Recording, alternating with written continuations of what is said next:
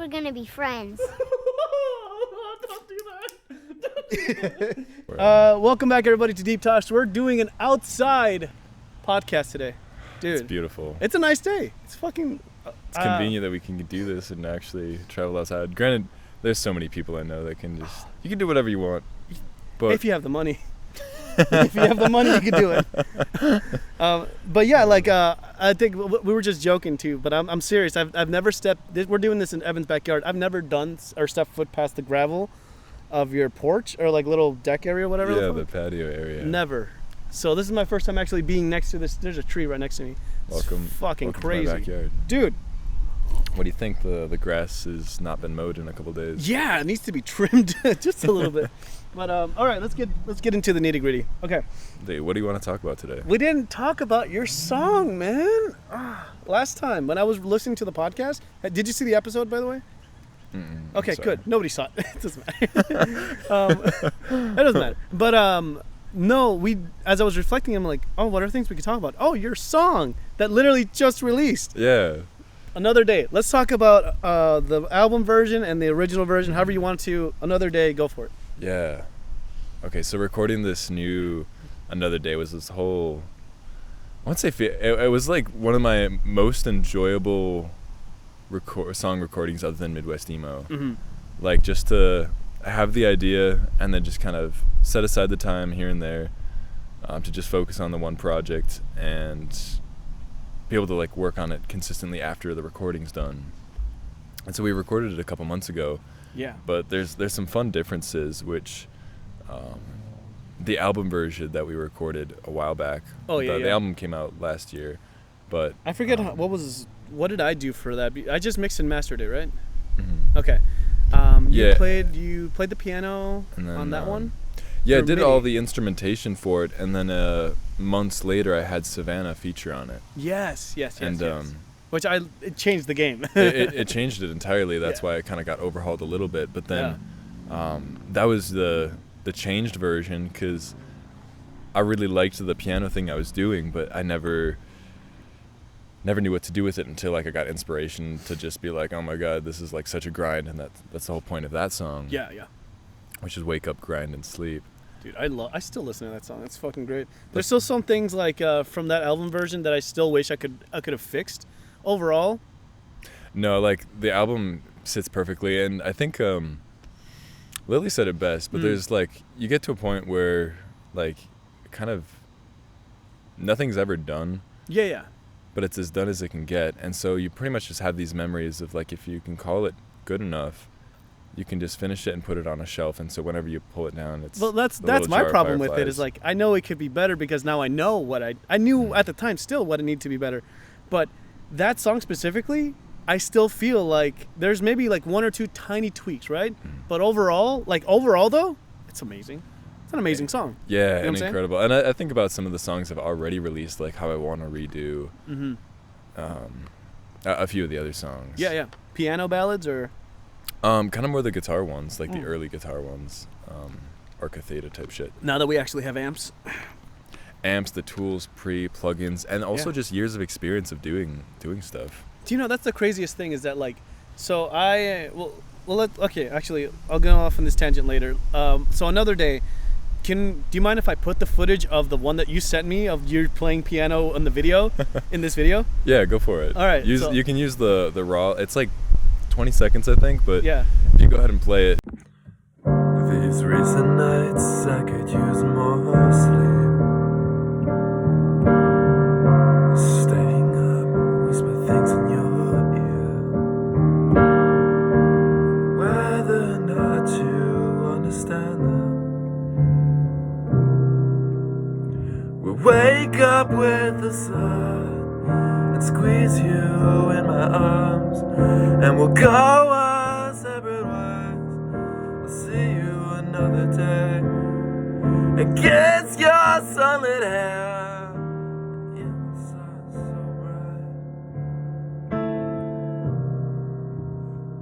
bright. It's so authentically raw, and like when I'm singing out of tune, it's filled with so much passion, and that's the kind of motion I was pulling from, also just from like emotional things I was going through a couple months ago. Yeah. it felt so cohesively not repetitive. It's just full cycle, I think. Yeah. Like things have circulated, and that's something I've been thinking about this past week. How a lot of like habits and patterns, in certain ways, have come full circle. Yeah. That's something to talk about later in the episode. But Another Day is the original, like those 15 seconds of whatever that clip was. Yeah. I extrapolated on it just a tiny bit and just kept it simple. So we went to my parents' house to record piano. And then we went to Moshe's to record some vocals. Granted, I'm not sure we used any of those. No. But it was just an experience to like. It was an awesome experience. Go different places and film and record, and that's what it feels like doing this. It's a change of pace, and it's so much more. It's open, refreshing. Free. We could do this anywhere, but like, recording vocals is like I feel like that's such an art form. Same with recording piano. I feel like guitar, since it's like, there's so many things that we can do to like make this guitar sound good, but like having a good amp and an SM57 is like, that's been the standard for a while for a reason. 100%. But when it comes to like drums, you have like people have like a better idea because they've been doing different formulas for it, But for piano, who the fuck knows? That was our first time doing my first time doing a grand piano and getting it to sound as good as it does. 100%. And I'm so proud of that version, by the way. The Another Day version, that to me, like we were just talking about with Lily, like there's a point where you could just put this on the shelf and say you're done with it. That's the song. Same with Major Arcana, where I'll know that like this is it. I can't do anything more to this. I feel like this is the best version that I can put out. Then I'm satisfied with it. Besides that, what was it? You wrote the Another Day, when was it? Like 2 years ago, 4 years ago? It was like 2021. Jesus. I was the kind of beautiful thing was it was just like a month or two after I'd started a relationship, and it was like the most heartwarming, like endearing thing. Yeah. And so years later, kind of coming full circle, a month or two after the end of another heartbreaking fallout. Yeah. I guess that's where the second chorus comes in with this piano ballad, Another Day, because it's a lot like more louder and screamy, or whatever you describe the second chorus as. Yeah, just like more. There's like more intent and more passion behind it. It's so weird. My uncles were saying that like when I sing, back in the day, a long time ago, when I used to sing, I didn't project my voice, so I would just kind of sing in the way that like you would sing in a record, right? Like you can be really quiet, and because in a song when you put headphones on, it sounds more full, right? Yeah. But you're not projecting, you're not putting an emotion behind it. And they were trying to describe that to me in a way of like, you can't sing, but that's what they're trying to say. And later throughout the years, they've been trying to tell me this. And then when we finally like fleshed out that conversation, it's like, oh, you meant to do it this way. And then like they put like other examples, right, of like you should be able to convey emotion through. That's why when you see other people sing with their not so much with their how they're projecting, but what their face is doing, it hits so much more. Well, yeah, and there's also going through the motions of some of the best takes I had for Just Friends when I was recording with Hunter last year, was when I'd close my eyes and breathe, and then I'd just get into it. I'd like physically start dancing or moving or feeling it, closing my eyes and re-envisioning that, because when we've talked several times about how like we can only create music when we're feeling something, we have emotion. Yeah. It's the same thing when like we've already had the emotion, but we're just in the recording process. Yeah. It's visualizing and feeling. Yep. And it's another art form. It's a different thing to get to tap into that, which is fucking crazy. It's just to delve into that process of all that stuff. So that's why when a song sounds good, there's so much that goes into that thing. And I have another controversial thing that we'll talk about in a little bit, but basically, Another Day, done, wrapped up, amazing. Yeah. I feel, like I said, really good about that. What's the next song? This will be a discussion probably with you and maybe the band, but I have a list of 14 songs to be worked on. And so like to be on a record or to be played, or just to release as like either singles or in like the miniature EPs. Okay. So I'd like to do, because it's almost ready, honestly, I think there's just a few tweaks to it. Having Stillness in the Morning. Yeah. Which is like basically already done. Is that the da-na-na-na-na-na-na? Dude, I fucking love that song. And that's a great one. I think people would love that. And that's also just something I can release like right now and right away. Yeah. And then to the king with the the second. So that could take a second, but it's basically already done. So just take a little bit of mixing, master it for like a day or two, and then just kind of separate the tracks into the things. Yeah. So that's so did you like that idea that I gave you? Yeah, I'd like to try. I guess I'm concerned personally for people keeping crossfade on like Spotify, for example. Crossfade, what's that? Because I use it all the time, What and I is just that? leave it on. Crossfade's a setting on Spotify that instead of it just being like, oh, you reach the end of the song and then it starts the next one. Yeah. I have a crossfade of like 3 seconds, so it'll blend the first 3 seconds and the last 3 seconds. What? I didn't know that was a thing. Yeah. What? It's like I just discovered fire. And so a lot of people have that. And so I didn't know that was a thing. It would kind of ruin the... I'm not sure if it would ruin it, but that's why I'm going to want to export them and then test that out. You can't predict that for everybody. That's just... Okay, this example right here. I ain't fucking know about that. You know? I would say the majority of people probably do know about this, you know? But it's not enough that you can control that. You know what I'm saying? Because you can't control how someone's going to listen to your song and what context it's going to be in. You should just release it. You release your song to the best version that you think is going to be the most digestible form, right? That's the way you should think about ever releasing anything, right? So if you choose to do that way, you can't control how somebody's going to choose to crossfade. Like I said, I don't even fucking know about that shit. Yeah. It's a game changer. Absolutely, it's a fucking game changer. And that's why I was so hesitant on your idea. I guess I just made assumptions. No. But yeah, that's like a big idea why I'm like, ew. Brother, ew. Yeah. I'm just trying not to spit my water. But yeah, like that's something that we're just not able to control. And even 100%. In your album sense, right? There's going to be songs, let's just say people add like Another Day, right? Into their workout playlist for whatever reason. So they'll have Another Day and it's going to crossfade into like a high energy song. You can't control that. You know what I'm saying? Yeah. That's something beyond like algorithm, God, whatever. You know, it's something beyond us that we cannot control. So you have to release that. Just release it in the best way that you think someone's going to digest it. That's the best way to think about it. I see that. Yeah. And I guess I have like a bunch of other songs, but Stillness in the Morning is great. I can't remember if I've played it for you, but a week or so ago, but I think I finished it. I haven't recorded it yet, but I wrote one of my best songs, I think. It's like a really, really heartfelt song. Yeah, the one that on piano. We did it after okay, I did. We did a podcast, you played it for me. And I just sat there like listening to it. I'm like, I was hearing. Oh, you did show me a song. Yeah. OK Radio or whatever.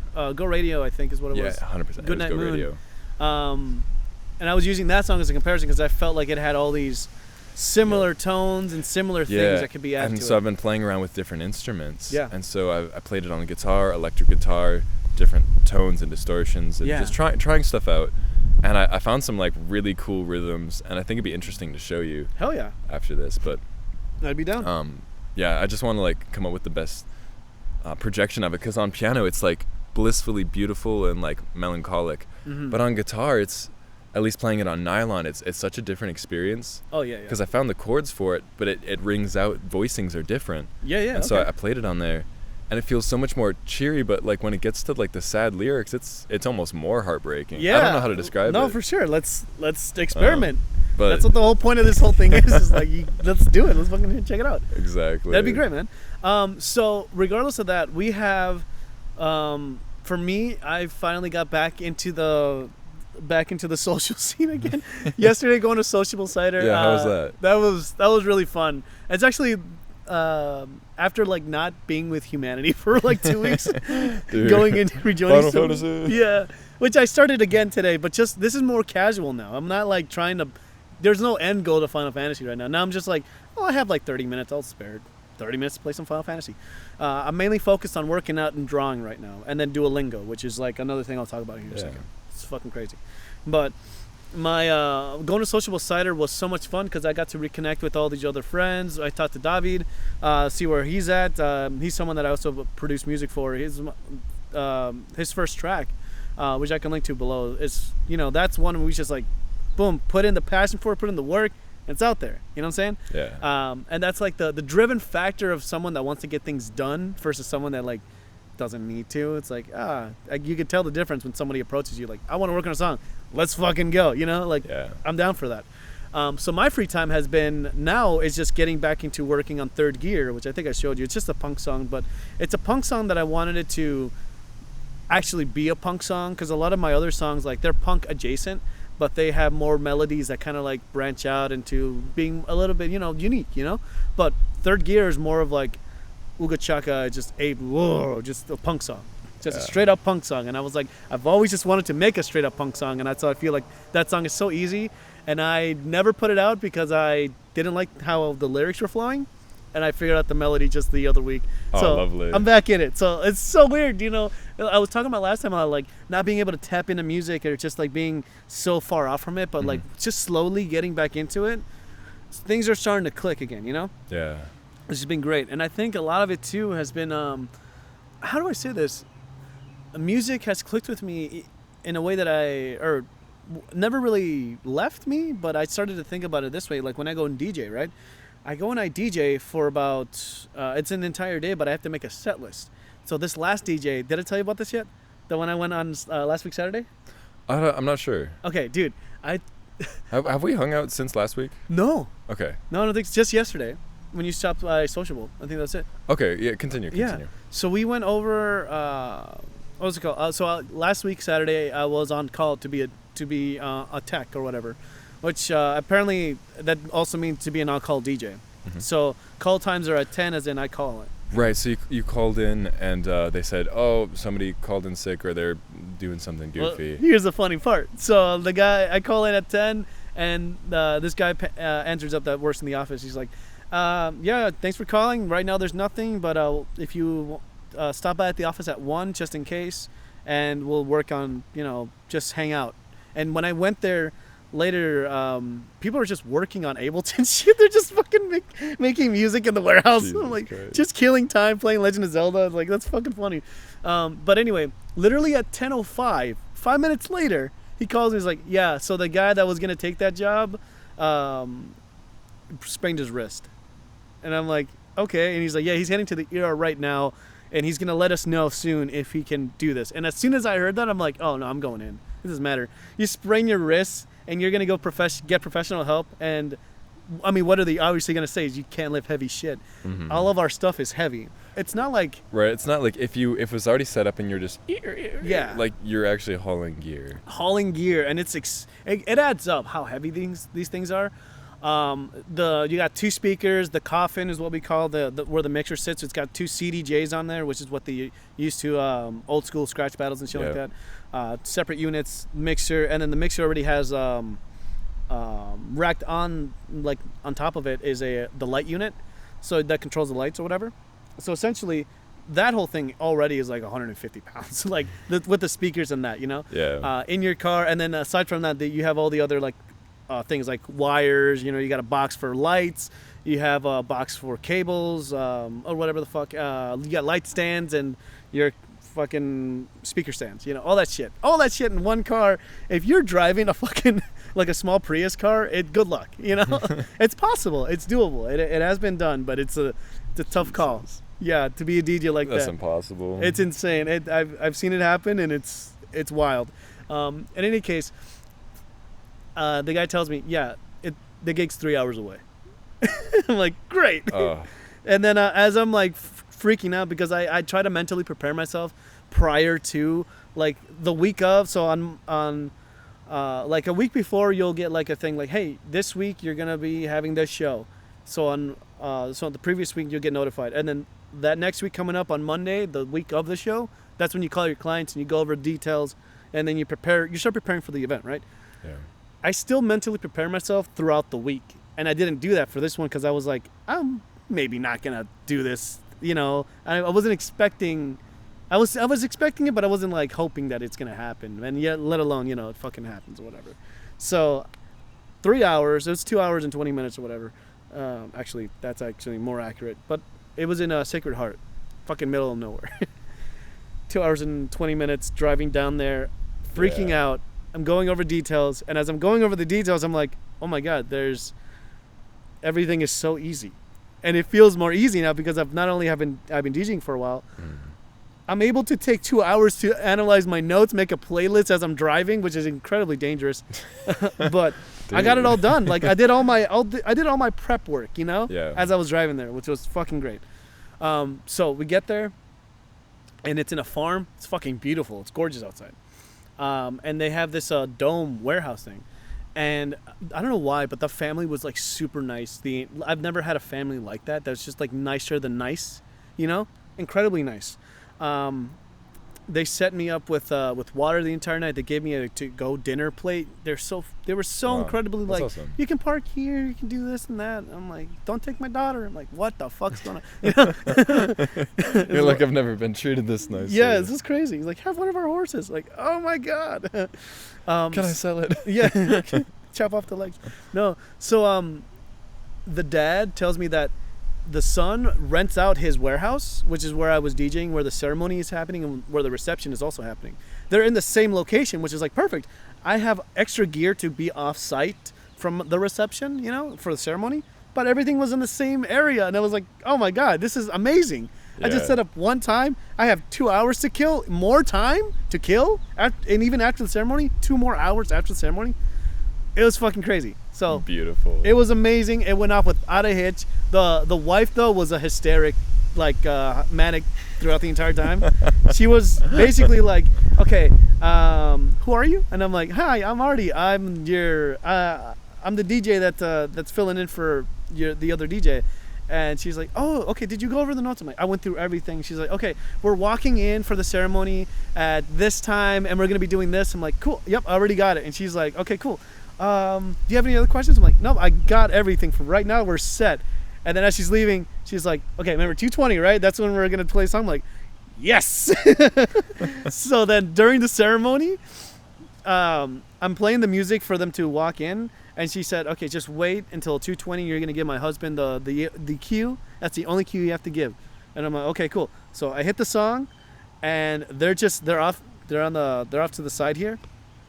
Basically behind the doors where nobody can see them, and she's looking at me like, now, did we go now? Does he go now? And I'm like, song just started. Give it like 2 minutes. So at 2 minutes and 40 seconds, you know, after I calculated how long the song was and when she wanted me to do that, I just let him know like, all right, you good? And then he walks in and she walks in without a hitch. It's freaking out for no reason. Yeah. And when people freak out for no reason, that makes me freak out for no reason. You know what so I'm out there. It makes me question, like, am I doing this right? No, 100%. Like, am I fucking up? Anyway, wedding goes off without a hitch. I walk out with $400. Yes. Tip money. Just tip money? Just tip money. It's $120 or $150 for the distance, which I'll get paid tomorrow for. Cool. And this is a high-paying venue. There was barely like more than 50 people there, or like less than 50 people there at the end of the night. During the ceremony, there was like maybe 15 people, very small. But throughout the end of the night, it was like maybe 50 people, just friends. A lot of friends just going there. Cool. And I walked out with so much money. It was fucking great. Awesome. And then I fucking just went home, like just tired as fuck. And I thought I was gonna be like more tired because I'm sleepy, but I'm not, because like I drank one of those Ghost energy drinks. You know, and that just smooth sailing. Got home, 3 hours of sleep, and then did band practice on Sunday. No. And then I tried doing this thing where I would eat Chipotle, and for some reason that Chipotle, because I think it's because it's so concentrated in food, it has so many things on top of it, it makes you sleepy. Mm-hmm. Couldn't sleep. That was the one time. It always hits. Dude, yeah, Chipotle always hits the tired receptors. Always. And it didn't this time, which is weird. I'm like, what did I do wrong? Did I eat this incorrectly? Yeah, exactly. So I'm like, this is weird, but it's whatever. In any case, this week is my sister's quinceañera, as I was telling you about. You're not going to invite me. Dude, my brother-in-law's brother is going, and I'm like, how is Evan not invited to this? You know what I'm saying? Like, well, because he wore flops one time to a quinceañera. Like, I guess, whatever. Oh, no. But in any case, so yes, DJ season's upon us. But this week, how do I say this? Just to catch up real quick. This week we have, tomorrow I have a house to paint, or an apartment to paint, and then my dad got me, potentially going to get me a house to paint. I went to do an estimate today. Okay, cool. 3-story house for like over $2,000 probably, the whole thing. Jeez, yeah. And if I can do this, fuck, I'll be set. I'll be really good for like a minute. Usually like a Dude, week. that's like a month of rent. Yeah, hopefully. That's the plan. So hopefully that all plays through. But aside from that, I don't really have any other jobs or projects for work right now. So if that hits, tomorrow I just got that, and then that hits. Yeah. And we got 10 minutes left, and I do want to talk to you about this. So Jojo Siwa. Say that again? Jojo Siwa. Do you know who that is? Is that isn't that a girl? Yeah, it was. I think they were a Nickelodeon or Disney star. I think so. Yeah. Then they blew up on TikTok or something. Yeah. For trying to, and I admire the what they're trying to do. You know, is like trying. I guess I haven't heard their name in a couple of years, but what's I only know it because a kid kept telling me to play Jojo Siwa during that Saturday show. Okay. He kept telling me to play the song, and I'm like, I have other things to do, and I don't fucking know Jojo Siwa. And this is no hate towards her, because I'm thinking about this more as an industry standpoint, right? As people that make music, and this is kind of more focused towards that right now. So they released a song that's called Karma, Okay. and the song has actually been released before by a different artist, and JoJo's trying to claim it as she wrote the song, she produced it, she did all this stuff, even though. And there's like so many things that people have done to like cut out and do samples of like, here's the original song and here's JoJo's song, and then here's why JoJo's claiming that they're claiming it to be one thing, like they wrote the song, but here's how the industry has worked, as you know. But just for people that don't know, where JoJo might think that she wrote the song because at the time she probably didn't know it. A lot of pop stars and artists are offered songs. So the movie I Want to Dance with Somebody, I think that's what it's called. It's the Whitney Houston movie that just came out last year. Okay, I didn't see it, but I know. Or this year, whatever. There's one scene where the producer guy is showing her song. It's like, hey, do you want to work on this song? And she's like, nope. Do you want to work on this song? She's like, nope. And they play her a snippet that was going to be I Want to Dance with Somebody, but it's like a stripped down version of that. It's just a demo that an artist wrote and has given it to the producers, so the producers can sell or can buy the rights, and essentially the artists are selling that to them. Okay.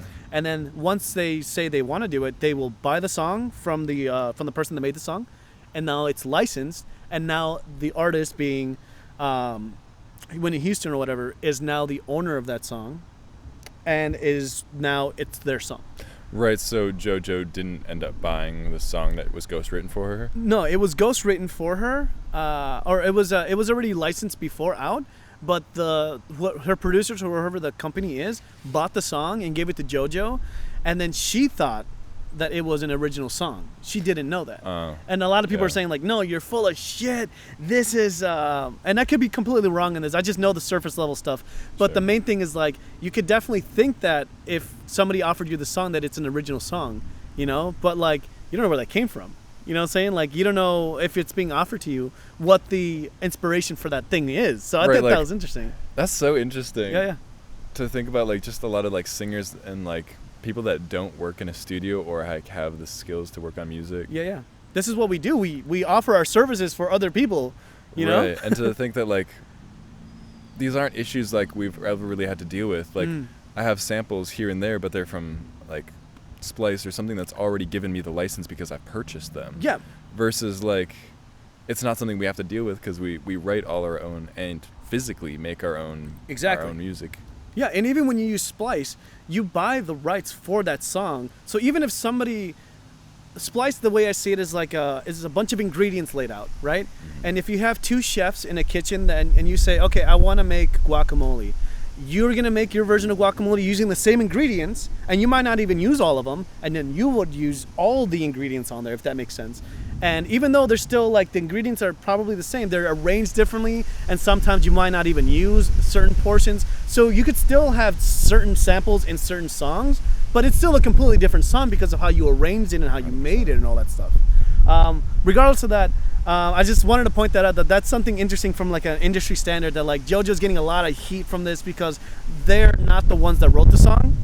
Granted, they're not the ones that wrote the song, but they're the ones that are saying that they did, even though they didn't. really it's a ghostwriter. All of these pop stars, and this is like an industry secret or not. I'm not sure if people know this, but it's what we do. It's how we make money. It's another way of making money. It's making a song and giving it out to someone. It's exactly what I did with America. For VVR, her newest single, which I did not get any credit for at all. It's just like fucking great. I wrote that song specifically for her, but I have influences that are originally my own. You know what I'm saying? So that song is not inspired by or a ripoff from another song. It's a completely original song, and I gave it to her. Now, let's just say that she plays the song right now, and let's just say she never publicly released it, you know? And let's just say I gave that song to somebody else, and they publicly release it, even though America's playing it live right now. That gets so convoluted and messy, and messy as shit, and that's what JoJo's going through right now. Like besides the hate that, I mean, there could be justified hate or not. Because I'm not a fan, and I'm just speaking like in terms of the industry, like and us making music. It's not a song that she wrote, 100%. It's not. But claiming it to be your own, it might be another thing. Is like, no, now it's my song, and that could be its own thing. Because now that we bought the licenses for it, now that we worked on it, now that we've produced it with my vocals on it, now it's my song. And that could be the way that she's seeing it. Right. I guess that's a valid argument. Depends on, because I'm not in the courts of justice for song and copyright, but neither am I. That's an interesting debate. Yeah. I could see that. Regardless of that, any final thoughts before we wrap this up? And then it's about to start raining. Yeah, I think we still got another few minutes. Yeah. A few other thoughts ahead. I just had my first two shows with Shirts and Skins band. Yes, talk about that real quick. So that was super fun. Yeah. I finally feel like I can take a step back or a breath of fresh air and not have to like rehearse every night for hours on end. The shows went incredibly well, but there was some interesting stories and hitches that came along with it. Okay. The first gig, the first night, it was Friday night a couple days ago. We show up to the gig. We go to Round Lake, Minnesota to play for a fire department. This is a population of 300 people, small town, but it was downpouring outside. Were you guys so inside? We had to play in this gymnasium. So we set up inside this gymnasium. And that wasn't the plan originally? No, I guess like we got notice that we're gonna play inside now. But we get up and we're setting up, and mid setting up, somebody realizes we don't have monitors or in-ears. What do you mean? Like stage monitors or we can't hear ourselves. Wait a second. So I know you haul your bass amp and your bass, correct? So you'll haul your gear. I have all of my gear. Right. But then there's like sound stage gear. So like we have a lighting tech, we have a sound tech. And the sound tech doesn't have speakers or monitors, or is that somebody else? They have everything. Okay. Like so we like travel to the warehouse where we have headquarters, and then we like pretty much take the tour van to go. Right. You load in. Yep. Everything, and that would be like what we did for Mousetrap, where this is your warehouse, and they have speakers, they have monitors. So what happened then? It's like a couple, like it's such a rare occurrence, like, you know, probably a couple times in a lifetime somebody would forget it, but somebody just didn't pack up a monitor? Yeah, or the soundboard. So like drummer has his own thing, so he was lucky enough to be like, I got the in-ears. But and not for everybody else's, so somebody didn't put the thing on and drag it over to the section where it goes to the van. Interesting. Whatever happened, it doesn't matter whose fault it is. Also, you guys were playing kind of not blind, but like how we play normally? Okay, so how we would play in a house show, except we're in a gymnasium, so we can't. There's so much reverb, and the slapback we could only hear because the speakers are pointed out and the speakers are in front of us, not with us. I'm standing looking like a fool, like an egotistical asshole, standing at the front of the stage in front of the singers because I can't hear. Yeah. And you need your bass player to hear. Yeah. But you know what's so weird? Us playing so like sad. I've never played festivals yet, but we've only just played like garage shows, basement shows, and we've never had an issue with in-ears. Never. But when you get to like bigger spaced out areas like that, where reverb is a thing, where space and outdoorness, where sound is now leaving and not bouncing off anything, I've never experienced that. To be in a space that isn't more than like 15 or 20 feet away. This is so massive. It took like, I could be calculating it wrong, but it felt like a 1.5 to 2 second slapback waiting for the vocalists for them to hit the other wall and get back to my ears. That's fucking weird. And so if we'd switch to a new section, I'm just praying to God I can like just count with the drummer. Yeah. And because I couldn't hear anybody other than the drummer or myself.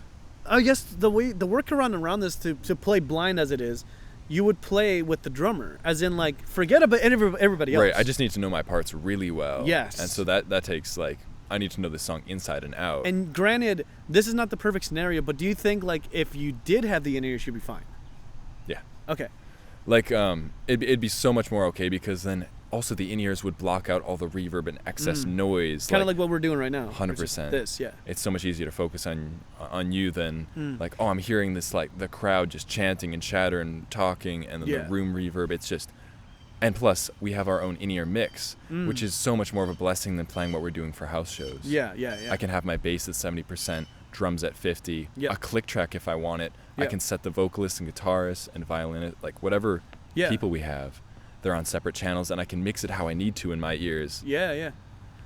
It's such a life changer. So this first time then was like, did they? All of them said like, I'm sorry this happened, but like this is the worst thing that'll ever happen to you in your life. So everything is uphill from me, like easy from me. But like the worst thing that has ever happened to you, why did it happen? You know what I'm saying? Like that's not on you. No, 100%. Everybody was like, this literally is not your fault. There's nothing you could have done. It's like the person. What if they were like, this is all your fault? Get out of the stage. It's like, I didn't pack the thing. It wasn't me. Oh, but it was such a fun experience. Like I've never really gone on tour like some other friends I know have. But this is like a really fun tour experience too. A Friday, got off work, and then went straight to the headquarters, and we loaded up, and then we played that gig. There was a whole nother story. We didn't get back to the hotel because they were lodging us at a hotel nearby till like 1 a.m. because Katie had to drop off this other thing that she borrowed from another town in Iowa. So she drove to Iowa and then back to Round Lake to. What? We were doing things. Fuck. We crashed. The hotel was like whack, and not whack in a good way. We stayed at this Comfort Inn, and I've never seen a shower with like a shelf for a human. Yeah. And then this is okay. Granted, maybe I'm not like that rich, but like I've never been in a hotel that has had a living room in it. A hotel with the living room in it? Yeah, dude. Like so between like the bathroom and like a closet, there's just the beds usually. There's like a whole living room that was happening before the two like queen beds. I was like, dude, this is... Is that kind of like what Skylar's apartment was? Do you remember that? Where they had, you open the door, and then there's a kitchen. As soon as you walk in, there's like a little hallway, and then there's a kitchen to your right, and then there's a bedroom to your left. Or sorry, there's a bedroom to your left, but it's closed off in a closet area. It looks like it's a closet that's right there. So they usually close that off. And then there's a living room at the very end of it. Yeah. You know what I'm saying? But like the closet, or where you think the bedroom is, that's just a closet. You know, it looked like just a closet, but you open it up, it's like a whole other room. Oh, I didn't know that. Yeah. So and it has like its own bathroom. Was it kind of like that though? No, it just, well, in to an extent, but I'd argue that it's, I should just say no. It's just imagine just a normal hotel room. But just push back, so like whatever the two beds or like whatever bedding situation, you just push that a little bit further back. And then just insert like a living room area. That's insane. And then we woke up, we had breakfast, and then hauled ass, and we just got back into the tour van and went back to drop off different people because we had different players for the next gig. So we just picked up new people, and that was like a half-hour changeover, and then spent another couple hours on the road to go to Wisconsin. Hell yeah! And then you guys went over. We went we went from the bottom southwest of Minnesota, like way past Mankato, to like Wisconsin a couple hours, like just an hour or so past the border. You only did 2 shows? Yeah, it was just 2 shows, but it was just a fun little like having spent the night in a hotel. We stopped at like Quick Trip like 7 or 8 times along that trip. Well, how was the experience though? Like, did you like it? It was just beautiful. There was it was so much more manageable, realizing that I dedicated enough time to myself and the craft for like, I learned the songs because it's what I set out to do. And I did that, and it went off without a hitch. Perfect. I can now take a break from like spending that amount of time. And then the people are really enjoyable. That's good. And not only are the people like super fun to play with, it's it's laid back in the sense that like even if we're not playing for massive crowds, it's just being able to do what you want to do. And so that's like part of like what I enjoyed about hanging out with Katie, or like getting vocal lessons from her, was she asked a really important question of like, what is your why? Why are you doing this? And like, I mean, you've also asked me this question, but I think at least for musicians, you know, you can breeze through life and just let it pass you by. But I think as musicians, we need to know like what we're doing and why we're doing it. I've gone through definitely months of my life at a time just mindlessly going about. But to have direction and realize that like I want to do my own personal music, but I also just need to be able to play. And I like, it's not something that we've talked about it before. I don't just want to do this. I need to. We need to. And so like if I can't set up shows, or like things fall through with scheduling with my band, or like the other band I was in, I haven't heard from the lead singer in 9 months, you know, like I just need to play. And so this is an outlet that's a consistent gig. So now I'll have stuff pretty much like once or twice a week now. It was nuts. And we still got like other bands, other shows going on too. It's just, there's a lot, you know, there's a lot going on there. Indeed. But no, I'm glad that, so the second show went off without a hitch then. Oh, it was super fun. And then like it was actually how it was supposed to be. 100%. It was just super goofy, because then we showed up to this RV camp, and that's where we played. We played the Wolf's Den, and then the Kona man. It's like a Corona truck, but it's Kona. Okay. And so we got free beer, and then just hung out, saw some beautiful people. Did nothing about it because I don't really care. And then just had a good time playing the shows, and we ended right at 10. And they were like, "Oh, encore, encore!" And our lead singer, or like our manager, is like, "We've played 5 shows this week. We're not doing another one." Here's an even funnier bit though. We were on our 3rd set, 2 songs in. I forgot what the song was. I wish I would remember. In context, it's good. There's a row of people in golf carts because it's an RV camp, and so everybody's just like has their own golf cart. It's like a permanent space that like people just have bought the space. They leave their campers. They basically live there in the summer. Anyways, that sounds awesome. They use golf carts to get around, so there's a row of that, and then there's people sitting at the tables, and just a couple people up front with us. And then there's an old guy just standing by himself, and he's just watching us play. We end the song, like our second lead singer that's like dating the drummer or something. Like she's hot as fuck, right? She finishes singing one of the songs, and he's like, "Do you want to be my bitch?" The show goes quiet. Everything went dead silent. You could hear a pin drop, and we were outside. Dude, everything went silent. Wait, they are together though, right? Like was he doing it for funnies? No, the drummer and the singer are together. The old dude was just drunk. Oh, the old guy was singing to the singer? We were holding with bated breath. What the fuck? And just like looking, and then look back at the singer. Is she gonna beat this dude up? We just like took a breath, and then she's like, "All right, so next song." And just like moves on. Like, I wonder like how much. Why even pay it the attention? Was it that loud? Was it like? Oh, dude, like we finished the song. Normally, we're like, it's such a good professional band that like at least Kyle, our drummer, or one of the drummers, so good. He'd spend less than a second or two between songs. So it's back-to-back songs. Because this is like an awkward transition. It was literally just 2 seconds before he's starting the It was like, "You gonna be my bitch?" Quiet. Because the funny thing was, I thought it was our sound tech that said it, because there's like, it's dark out, so we were playing outside. We have like massive like lights that are shining on us, so I can't see into the crowd actually. And it's in that general direction on my left, because I'm on stage left, and because I know Phil, our sound guy, is over here. I'm like, "Phil," but it's just like a slightly over, and I cover the light, and I look, and there's just this old dude who's like. Like waiting to receive some attention. How do you know he wasn't telling that to you? Maybe that's what people were wrong. People were waiting because they were like, "Are you gonna say that?" There's no way. You're gonna be my bitch. It's such an aggressive. It's so aggressive, and you feel like people have just digressed. You know, humanity's doomed after that sentence. It was so good. Jesus Christ! All right, we gotta wrap this up because it's about to start raining here, and we went way over time. But in any case, Thanks for tuning in. Yeah, thanks for tuning in. We'll see you on the next one. We'll see you guys. Love you. Bye. I'm glad you came along, partner.